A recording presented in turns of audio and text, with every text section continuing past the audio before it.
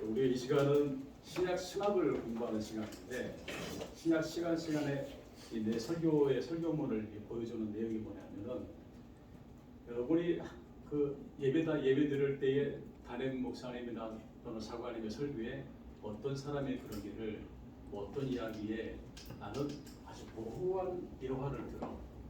그래서 사실은 모호한 예화를 들으면 설교에 신빙성, 신뢰성이 떨어져. 나는 늘 설교할 때 어떻게 하냐면 이렇게 내가 하고자 하는 예화를 들고자 하는 이야기 그 페이지를 꼭 달아줘서 이렇게. 그러므로써 내가 하는 설교에 뭘 더 높여? 신뢰성을 훨씬 높여는. 여기도 그렇고.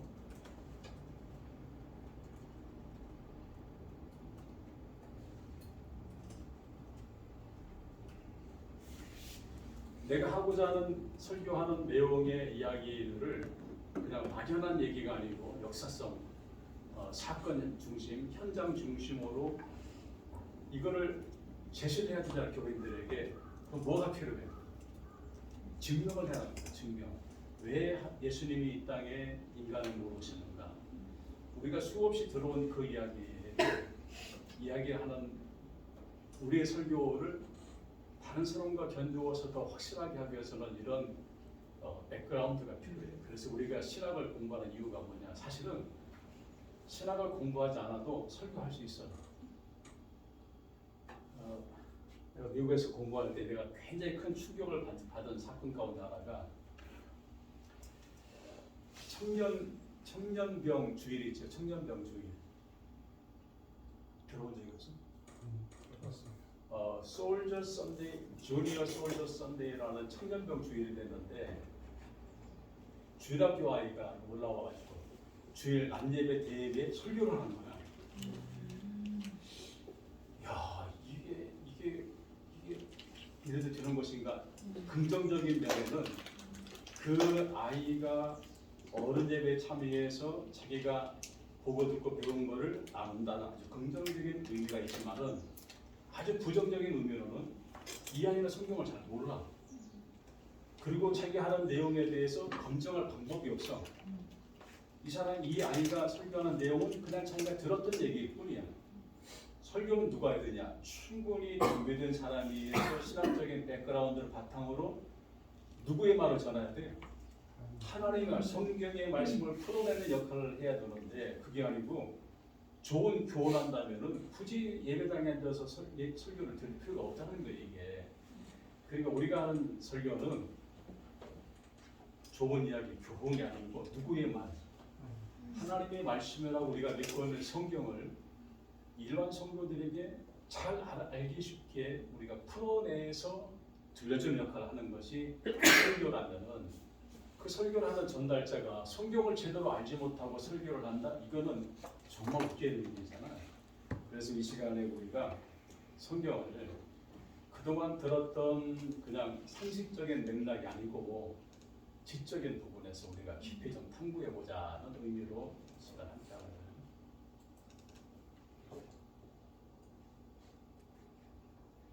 여기는 들어와도 볼 수가 없어요. 여기는 나한테 인정을 받지 않으면 들어올 수가 없어요. 여기 들어와서 시비 거는 사람이 있어가지고 내가 다 차단시켰어.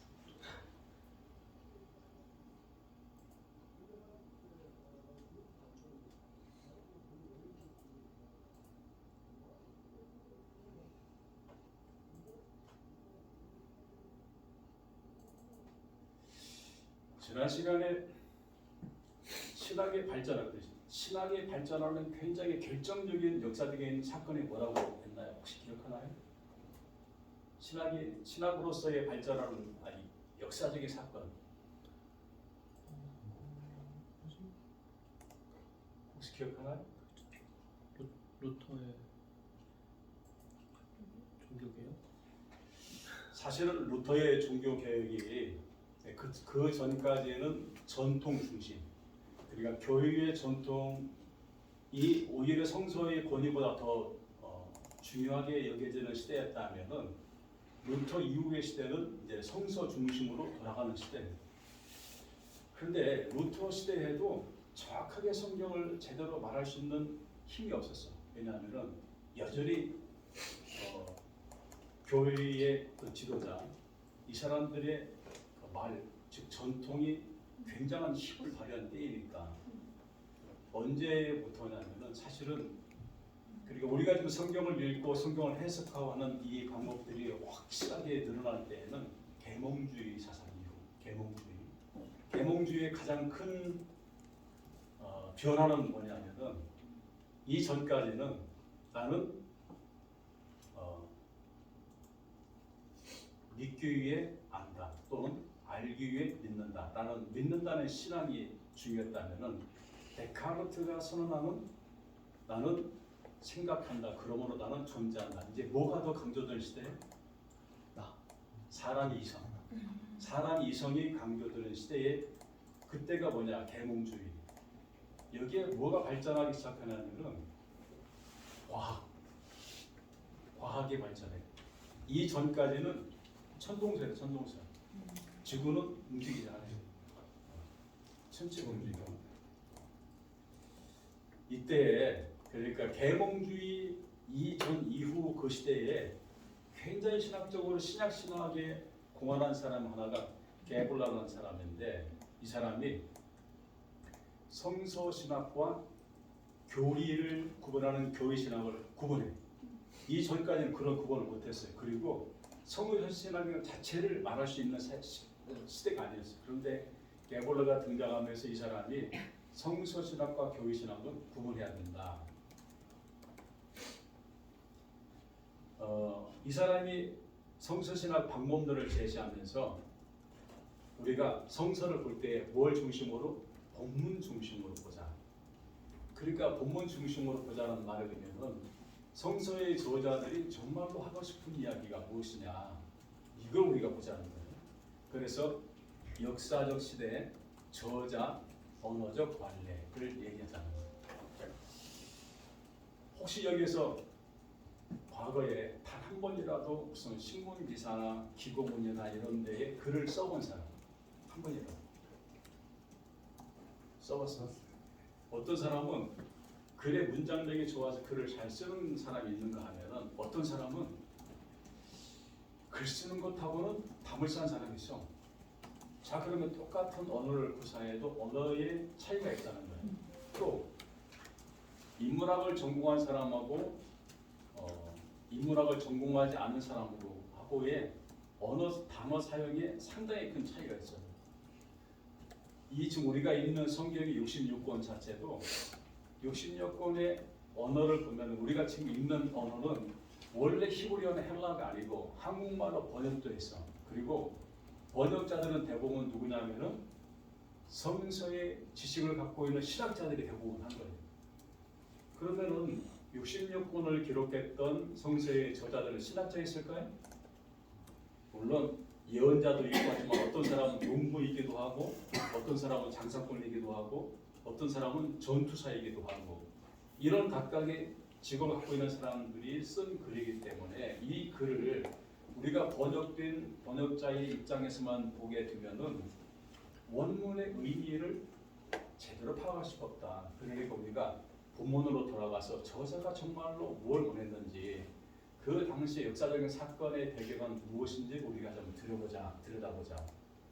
두 번째 과제는 성서의 저자가 지난 시간에 여러분에게 질문 올렸었는데 우리가 보통 성서의 저자 하면은 40명 내외라고 그렇게 얘기를 해요. 근데 정말로 그럴까에 대해서는 의문사항이 많아.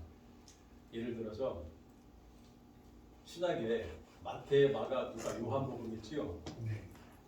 우리는 지금까지 마가는 제자 마가가 쓰고 마태는 제자 마태가 쓰고 누가도 제자 누가가 쓰고 요한복음도 사도 요한이 썼다라고 썼을 것이다 아니고 썼다라고 그렇게 우리는 배워왔어요.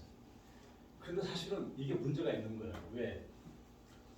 지금 니용의 이야기를 우리가 조금 전에 니용의 간증한 이야기를 지금 두 사람 이야기에서도 물론 영어이기 때문에 한국말로 독해가 잘 안 돼서 그렇기도 하지만은 방금 내가 들은 이야기도 이야기의 차이가 있는데 이 당시에 예수님 당시에 종이가 없고 파피루스와 갈대를 엮은 곳에다가 글을 써야 되는 상황인데 이때 예수님의 행적 자체를 한 사람이 다 기호라고 썼다라고 하는 것은 상당한 의문사항이 있어요.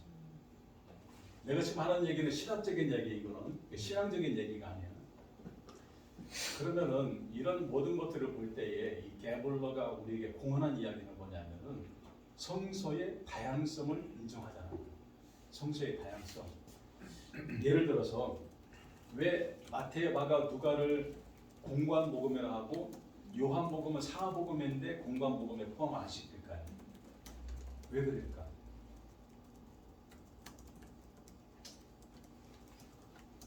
내가 이거 묻는 게 이상하네.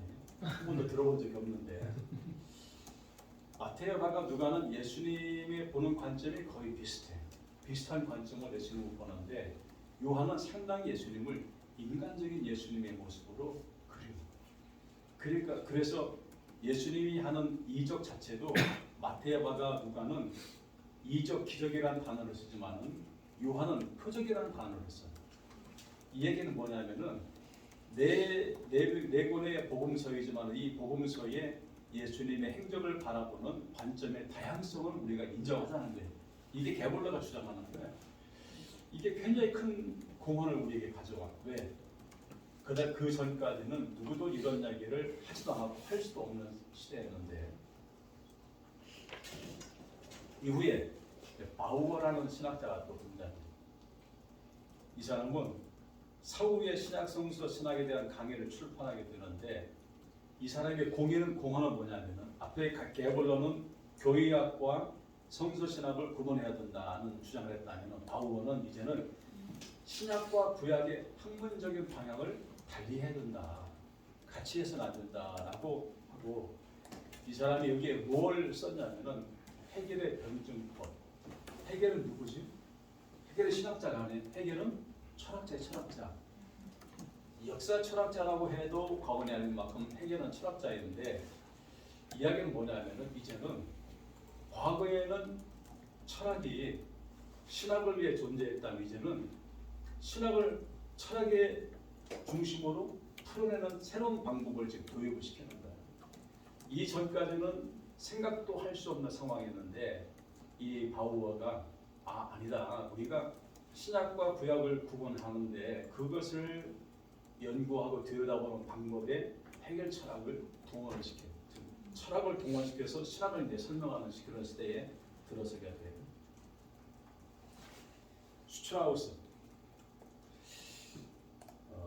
예수의 생애를 저술하면서 초대교회 공동체를 역사적인 사실에 기초해서 설명을 하려. 즉 이 말은 이 전까지는 역사적인 사건으로 역사적인 어떤 환경에 의해서 성서를 설명하고 하는 것이 상당히 금기시되었다면은 이 스트라우스부터는 이거를 본격적으로 역사적인 연구 방법을 성서를 연구하는 데 투입을 시키는 거예요. 그러니까 지금 벌써 두 가지 방법이 나와서 하나는 철학의 방법, 또 하나는 역사의 방법. 이것이 성서 연구에 이제 들어오기 시작합니다. 스트라우스도 예수의 생애를 말하면서 신약 성서의 기사들을 재해석해요. 즉 지금까지 중세를 거쳐오면서 성서의 해석의 어떤 문안, 형태가 고정화되었다면 이제부터 이거를 다양화시켜요. 그리고 초대교회 기독교 공동체를 분석하는 것 여기에도 헤겔의 변증법을 투입을 해요. 요하네스 바이스 이 사람도 다양성, 그 다음에 실증주의, 역사적, 기술적 과학. 이 바이스부터는 이제 뭘 투입하기 시작하냐면은 과학적인 방법이 여기에 투입이 돼요. 과학적인 방법. 그러면은 지금까지 계몽주의 언저리에서 성서를 연구하는 방법이 몇 가지가 등장해. 첫 번째 철학, 두 번째 역사, 세 번째 과학. 그러니까 쉽게 말하면 이런 응용 과학이나 인문학들이 성서를 해석하고 성서를 연구하는 방법에 이제는 동원을 하게 되는 거예요. 이 말은 성서 연구의 방법들이 다양화되어 있다. 다양화.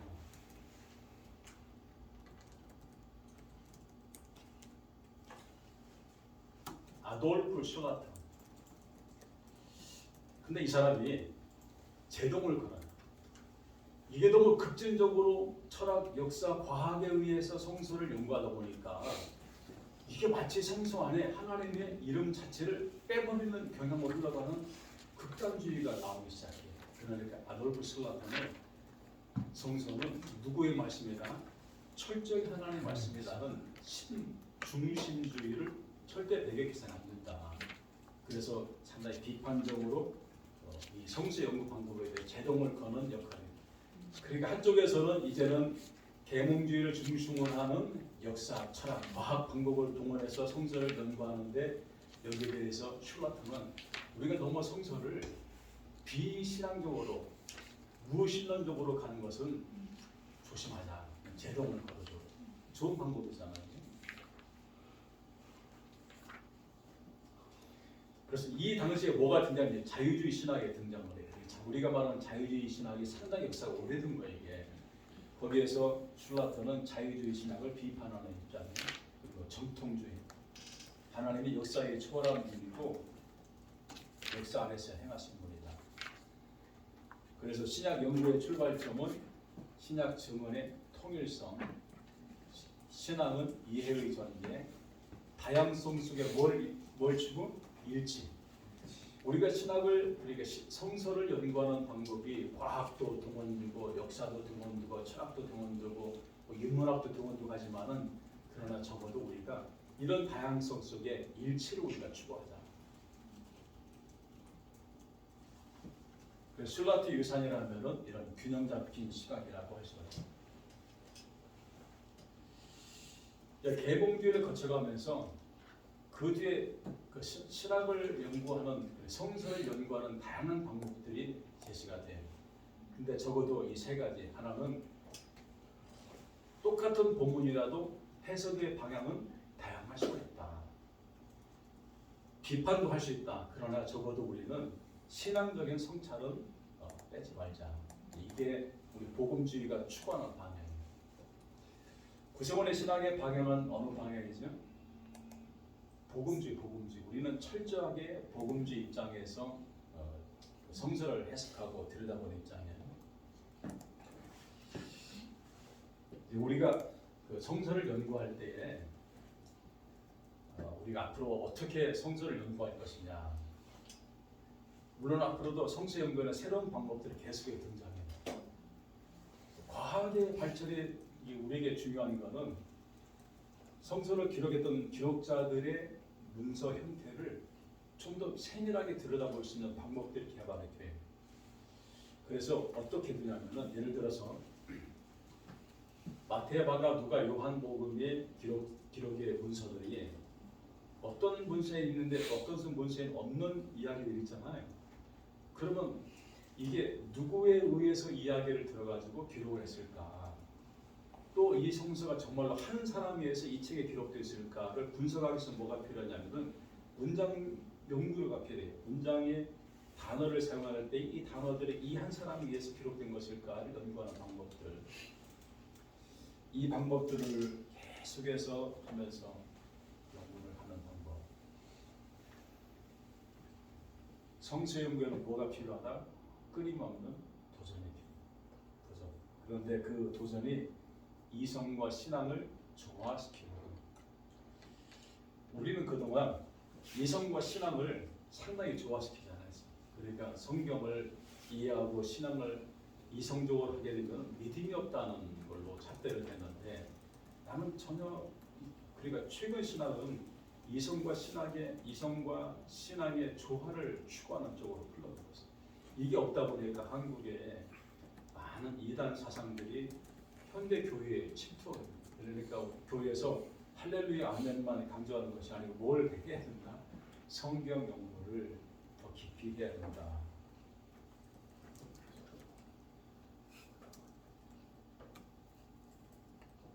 질문. 그러면은 해외나 이런 데서는 그러니까 다른 나라 같은 경우에는 그런 성경 공부나 이런 것들을 혹시 많이 하고 그리고 이렇게 저희가 지금 대한민국 같은 경우는 방금 이단이나 이런 것들이 지금 많이 있다고 이렇게 그러셨는데 다른 나라에서는 뭐 이단이 적은 건지 아니면은 성경 공부가 아무래도 우리나라에 비해서 성도들이 많이 알고 있어서 그런 이단이 활기를 묻히는 건지 좀 궁금합니다. 그 해외에도 이단이 있어요. 해외에도 사이비 종파가 있고. 근데 이제 이게 있어요. 우리는 일주일, 그래 한 달에 교회에서 모인 횟수를 기도의 모임이 더 많아, 성경 공부 모임이 더 많아. 기도 모임할 때. 기도문 그러니까 이 질문 자체가 어리석은 질문인데, 우리는 통상적으로 기도의 모임은 열심히 하는데 성경 공부 모임은 잘 안 돼. 이게 우리 한국 교회 대부분의 교회 현실이에요. 이게. 왜냐하면은 성경 공부는 누구의 일에? 목회자의 일로 생각하는 성경 공부를.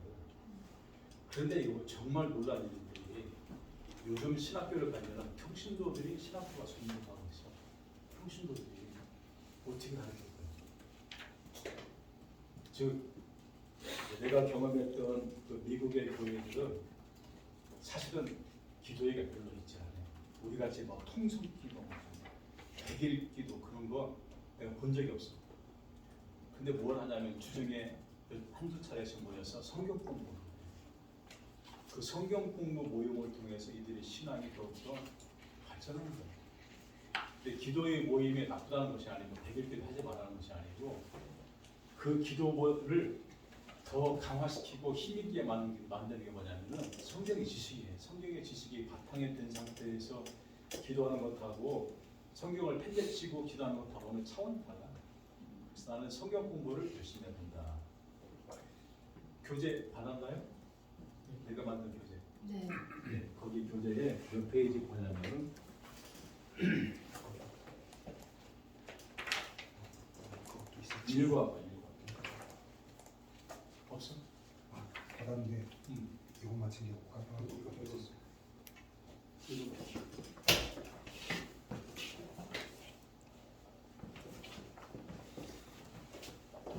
이거 셀프 스터디는 김종선 사관의 성서마당 가면은 강의가 다 있어. 있는데 그때는 평신도에게 설명하기 때문에 수준을 그 수준을 했어요. 그런데 이 책의 조술은 석사생 중심으로 그 정도 수준으로 이걸 내가 만들었어. 왜냐하면 이거를 만든, 이렇게 그 수준으로 만든 목적이 뭐냐면,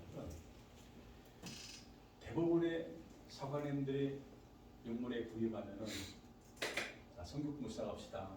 마태복음, 마가복음 하면 성경가. 성경 전체를 공부할 수 있는 기회가 별로 없어. 어떤 분은 창세기 1장부터 3장까지 하다가 전문가기도 하고 그래.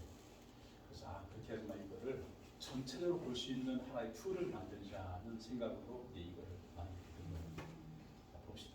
책표가 몇 페이지? 12페이지. 12페이지. 책 없나? 저희도 이 책만 챙겨. 책. 저희가 우리 첫 나눠서 번째 썼는데. 받았습니다. 네, 나눠서 받아쓰기. 썼는데 다들 깜빡하고 못 챙겨서 책 없어? 괜찮아. 그냥 봐. 아니 이거 답을 달아야 되기 때문에 그러는 거야 여기. 네. 이 책 보고 다음 주에 본인 책 나갔다. 아니 갖다 줘 나. 네, 알겠습니다. 아니 다른 사람 줘도 괜찮아. 네. 나 또 있어. 자 봅시다. 목차가 사복음서, 공관 복음서. 복음서란 무엇이냐? 또 복음서의 내용이 반복되는 이유는 무엇일까? 어떤 기록인가? 우리 삶, 당일성, 역사적 상황. 앞에서 말한 대로 우리가 복음서를 마태, 마가, 누가, 요한복음이라고 하지요. 네. 마태, 마가, 누가, 요한복음. 그런데 요한복음은 저렇게 빨갛게 내가 칠했어. 이게 아마 닫혀야 되는 거야. 왜 복음서가 4개가 필요할까? 왜 복음서가 4개가 필요할까? 아니 그냥 하나만 잘 묶어서 그냥 전달을 해도 되지 왜 하필이면은 이렇게 4개를, 그리고 얘기를 들어보면 이 내용 전개도 거의 비슷하고 한데 굳이 이렇게 4개를 쓸 필요가 있을까? 라고 우리가 말할 수 있어요. 자, 왜 그랬을까? 복음서마다 각자 어떤 보는 관점 또는 뭐 전하고자 하는 어떤 목적이 다르기 때문이라고 생각해요. 그렇죠. 목자층이 그러니까 그러니까 전달을 받는 자가 대상이 다르다고. 독자층이 다르기 때문에 독자층도 다르고 지금 말한 대로 또 다른 이유는 뭘까? 그래도 같은 사건을 보더라도 사실 저희가 금방 니은 학생이 얘기한 거를 안혜린 학생하고 김재현 학생하고 다르게 얘기하듯이 그 이야기하는 사람마다 중요시하는 부분이 다르기 때문에. 맞아요. 아니 신학도 안 한 사람이 내가 대답을 잘하네. 마태와 마가 누가 요한은 예수님의 사건을 보는 감도점이 달라. 왜? 내 독자에게 필요한 말씀은 이 말씀이야. 이 말씀이 아니고. 그래서 어떤 이야기는 마가에 나온 이야기를 마태는 아주 길게, 마가는 그냥 몇 구절밖에 안 하는 거를 마태는 아주 길게 하는. 길게 했다는 말은 뭐냐면은 중요하다는 거예요. 내 독자층에게. 그래서 이거를 더 길게 설명을 하고 어떤 거는 짧게 얘기를 해요. 이야기를 이거는 그렇게 중요하지 않아요. 예수님의 사건 중에 꼭 전달해야 하는 사건이지만은 그렇게 중요하지 않다라는 얘기예요. 예를 들어서 주기도문의 주기도문. 주기도문이 어디에 나오죠? 주기도문이 복음서에 2번 나와. 어디? 마태복음 또 누가복음. 마태복음 누가복음 나. 내용이 똑같아? 조금 산상수훈. 산상수훈도 마태복음 누가복음의 산상수훈 다음에 같아? 달라. 이야기는 뭐냐면은 독자층이 다르니까 그 독자층에 맞춰서 이 말씀들을 기록자들은 재구성을 하고 있는 거죠. 혹시 애리조나의 그랜드 캐년을 가본 사람 없어? 맞습니다. 아니 지금 뭐하고 살았어? 그랜드 캐년도 안 가보고. 이 그랜드 캐년이 나는 거기 그랜드 캐년을 거의 한 10여 차례 간 것 같아. 이 그랜드 캐년은 비행기를 타고 가다가도 이 안을 보이는 그 정도로.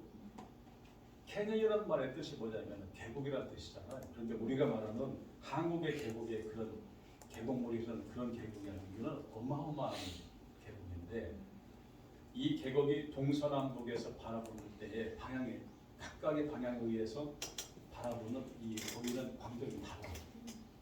그리고 이것을 아침에 보냐, 낮에 보냐, 저녁에 보냐에 따라 시간별로도 또 보이는 이 감정이 달라요.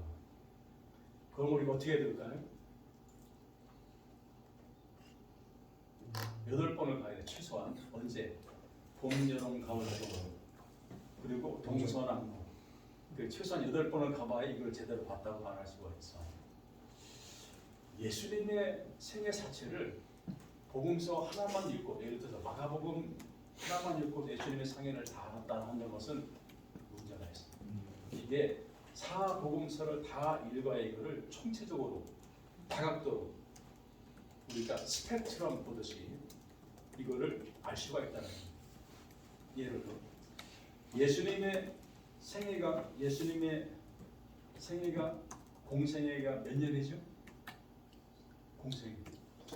33년. 우리가 예수님의 공생애가 3년이라고 하잖아요. 네. 어떻게 알아 그거를? 봤어? 예수님의 공생애가 3년이라는 것을 본 적이 있는 우리가 본 적이 없어요. 어떻게 알 수 있을까? 성경을 보고 주죠. 무슨 성경? 성경에 제일 먼저 기록된 복음서는 마가복음인데 마가복음 아무리 뒤져봐도 예수님의 공생애가 1년 넘지가 않아요. 공생애, 내 말은 공생애야. 예수님 공생애. 마태도 그렇고 누가도 그렇고 예수님의 공생애를 뒤져보면은 읽어보면은 공생애가 3년이라는 기록 자체가 도무지 성립이 안 돼. 오히려 마가복음 같은 경우는 예수님의 공생애는 6개월 정도밖에 안 돼. 이걸 살펴보면 예수님이 광야 생활을 끝내고 그다음 본격적으로 공생애 활동을 시작한 때부터 십자가의 죽음까지 이거를 다 기록을 보면은 사실은 6개월 정도 시간이에요. 우리는 그 어떻게 알 수 있을까? 요한복음을 보고 알 수가 있어요. 요한복음에는 예수님이 6월절에 예루살렘 성전에 간 기록이 3번이나 등장해요. 그걸 보고 우리가 예수님의 공생애는 3년이라고 추측을 하는 거예요. 내 말은 추측을 하는 거예요. 왜? 확실하지 않아요. 누구도 본 사람이 없어요. 다만 우리가 요한복음의 기록을 보고 3년이구나. 그래서 이런 예수님의 공생애 전체를 확실하게 제대로 설명하기 위해서는 복음서가 하나만 필요한 게 아니고 이 4개의 복음서가 다 필요합니다. 공관복음, 마태, 마가, 누가복음을 일컫는 이 공관복음은 예수님의 생애를, 예수님의 활동, 신적인 예수님의 모습, 성육신 되신 예수님, 여기에 초점을 맞춰서 설명을 해주고 있는데 다만 강조점은 약간씩 달라요. 이 공관복음은 예수님의 생애 자체를 이런 방향으로, 그러면은 복음서는 뭐냐? 복음서에 이게 이렇게 말하면 여러분 어떻게 보니? 지금 복음서의 마가복음이나 마태복음, 누가복음에 나타나는 예수님의 공생애의 행적 자체는 순차적으로 되었을까요? 아니면 기록자에 의해서 편집이 되었을까요? 순차적으로 되었다고 믿지는 않아요. 이거는 기록자가 어떤 필요에 의해서 새로이 이 예수님의 활동 자체를 편집했을 거라고 보고 있어요. 그러니까 이 복음서는 역사의 기록물이라고 보는 것은 약간 문제가 있어요. 물론 역사를 배제하는 것은 아니고, 왜? 이 당시 예수님의 부모가 호적을 등록한 이야기, 또 빌라도에게 신문 받은 이야기는 역사적인 사건이에요. 그거는 팩트예요. 그런데 그런 역사적인 사건을 뒤로 하고 예수님의 행적 자체를 기록할 때 그 기록 자체는 역사적인 사건에 목숨을 건 것이 아니고 설교, 신앙 고백, 그 다음에 전도 문서. 왜? 마가복음이 맨 먼저 기록된 때가 67년경이라고 그렇게 봐요. 70년의 내로 바퀴가 있던 바로 그 직전이라고 보고 있어. 그래서 마가복음 1장 1절 한번 누가 읽어볼래? 마가복음 1장 1절.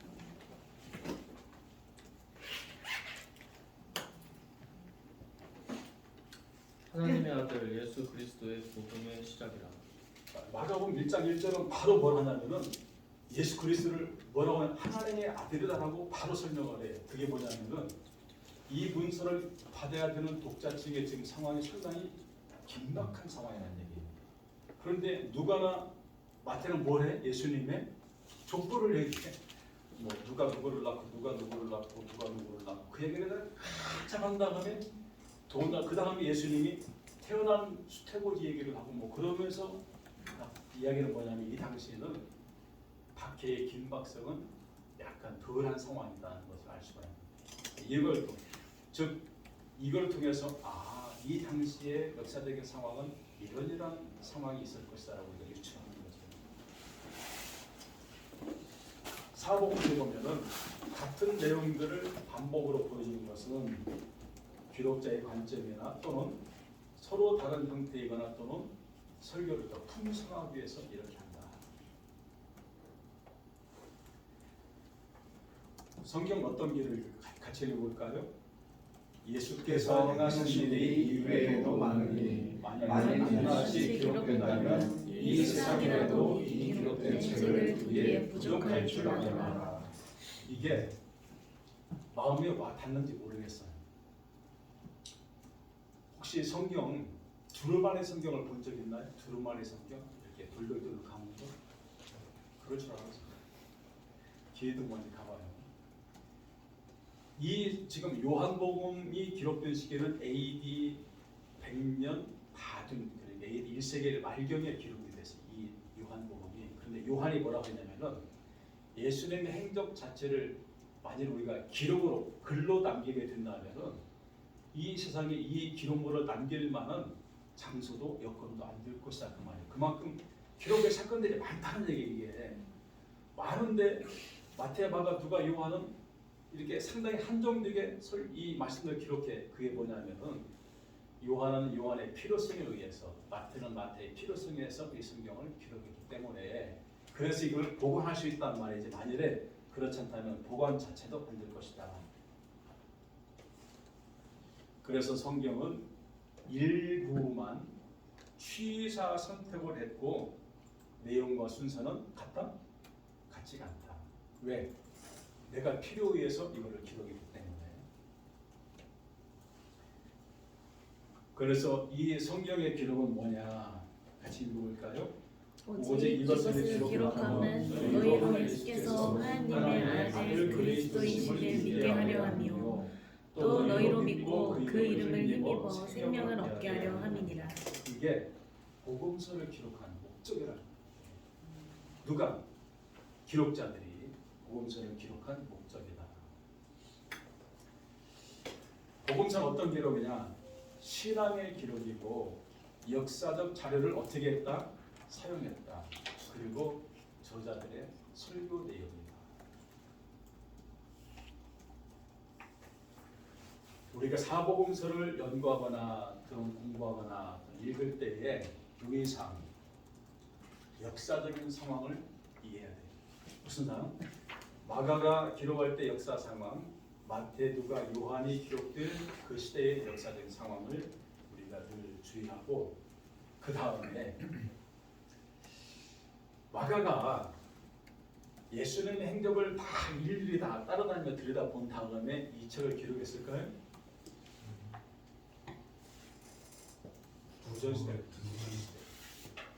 구전시대란 말이면은 니온이 간증을 한지 불과 1년도 안 됐는데 물론 이제 영어에 듣는 거에 한계 있지만 이걸 다시 말하는 사람들이 달라.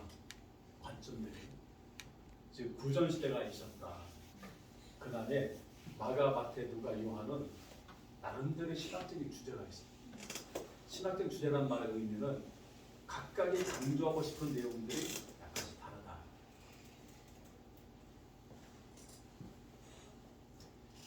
그럼에도 불구하고 우리가 사복음서를 하나님의 말씀을 믿고 같이 연구를 해야 되는 이유는 신앙의 규범이기 때문에. 그러니까 우리 신앙의 근본은 뭐냐면 성경이지 단임 목회자의 말도 아니고 어느 특정인의 말도 될 수가 없다. 이 당시의 역사적인 상황이에요. 마가복음을 기록할 때 역사적인 상황 같이 읽어볼까요? 무리와 제자들을 불러 이르시되 누구든지 나를 따라오려거든 자기를 부인하고 자기 십자가를 지고 나를 따를 것이니라. 이게 뭐냐면은 마가복음이 기록될 당시 역사적인 상황은 박해가 굉장히 임박해 있는 상황입니다. 그래서 신앙의 고난을 받고 있는 상황이기 때문에 뭘 지고 따라와라? 네 십자가를 지고 나를 따라와야지. 십자가를 버리두고 따라올 생각을 하지 마라. 이 십자가라는 이 단어 자체는 해석의 범위가 굉장히 넓어요. 그런데 내가 목회할 때도 가끔은 우리 교인들이 자녀들 때문에 저놈이 내 십자가 합니다 하면은 그런 말씀하십시오. 안 하거든. 내 삶에 고난을 주는 어떤 시험거리는 내 십자가가 아니고 내 삶의 고난일 뿐이에요. 그거는 십자가는 무엇을 위해서? 주님을 위해 당하는 일들을 십자가로 표현해야 되지. 주님과 관계없는 일에 고난을 당하는 것을 십자가로 표현해서는 안 된다. 예를 들어서 주식 투자했는데 주식이 갑자기 뚝 떨어졌어. 그 주식에 내 삶의 십자가는 될 수가 없다. 내 삶의 무게일 뿐이지. 그러니까 그런 해석들을 우리가 좀 제대로 하자는 거예요. AD 70년 박해가 있고 예수님의 제자로 사는 삶 자체가 십자가의 삶을 살아야 되는 상황, 이런 상황 속에 있다. 그런데 마가복음이 쓰여질 당시의 역사적인 상황은 박해가 있었는데 요한복음에 쓰여질 당시에도 또 하나의 박해가 기다리고 있는 상황. 그래서 9장 22절 같이 읽어볼까요? 그 부모가 이렇게 말한 것은 이미 유대인들이 누구든지 예수를 그리스도로 시인하는 자는 출교하기로 결의하였으므로 그들을 무서워함이라. 이게 뭐냐면은 시각 장애인을 예수님이 고쳐준 사건이에요. 그런데 이걸 본 바리새인들이 그 부모한테 야 누가 고쳐줬냐라고 물으니까 그 부모가 나는 잘 모르는데라고 모른다고 해. 왜 그랬을까의 상황에 대해서 요한의 기자는 이렇게 설명을 해. 그 부모가 모른다 한 이유가 뭐냐면은 이 당시에 예수를 믿기로 하면은 히브리 공동체 사회에서 추방을 시켜버려요. 자 그러면은 그 당시가 공동체 생활인데 공동체 사회에서 추방당하면 어떻게 돼? 생존권이 박탈이 돼. 그러니까 비록 내 아들이 눈을 뜨는 기적적인 사건이 있음에도 불구하고 이 부모가 예수님을 그리스도라고 말하지 못하는 이유가 뭐냐면은 이런 박해 때문에. 그래서 이런 말씀을 통해 역사적인 상황을 우리는 유추할 수가 있다. 이때가 유대교에서 그럼 왜 유대교가 기독교를 그렇게 박해하고 퇴출을 할까? 유대교에 예수 그리스도가 예수님이 유대교인들 쉽게 말하면 바리새인이나 유대교인들이 십자가 처형을 시켰는데 그분이 부활을 했다네. 그리고 그분을 믿는 사람들의 수가 엄청나게 늘어났는데 그 사람들이 누구냐면 유대교를 믿던 사람들이 개종을 하는 거예요. 있을 수가 없는 일. 그래서 이 당시에 사회 밖으로 퇴출하는데 이게 왜 중요하냐면 이 당시에 예루살렘 성전 자체가 없어. 유대인들의 삶의 중심이 어디예요? 예루살렘 성전인데 네로 박해고 해가지고 그 당시 예루살렘 성전이 무너지고 그 다음에 예루살렘 성전이 없어지면서 뭐가 중심이 됐을까? 회당 공동체 중심 바뀌어요. 그 회당 공동체에 누가 제일 힘이 세? 회당장. 회당장. 그리고 회당 일을 맡은 사람들이 힘이 제일 센데 이 사람들이 결의를 해. 앞으로 우리 지역사회에서 예수 믿는 사람들은 추방을 시키자. 우리 회당에서 추방을 시키자. 회당 추방은 삶의 자리를 잃어버린 거예요. 이게 두려운 거예요. 이 부모가 비록 내 아들이 눈을 떴어도 이게 역사적 상황이에요. 잠깐 쉬었다 합시다.